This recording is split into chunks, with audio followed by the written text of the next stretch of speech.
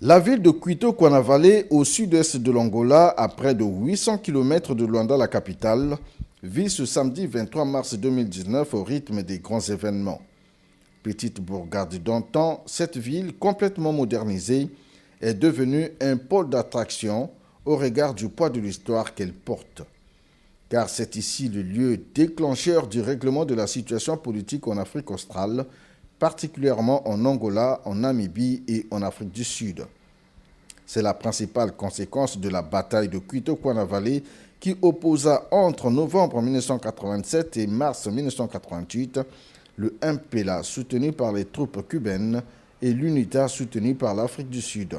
Un monument commémoratif a été érigé pour devoir de mémoire. À l'occasion de la commémoration des 31 ans de cette bataille, pan important de l'histoire angolaise, Denis Sassou Nguesso, invité d'honneur à cette cérémonie, est arrivé à Quito Cuanavale à 10h heure locale, même heure à Brazzaville. Entre le Congo et l'Angola, c'est la même mélopée, le même combat et la même communauté de destin. Les deux pays qui tissent d'excellentes relations d'amitié et de coopération ont fait partie du Royaume du Congo.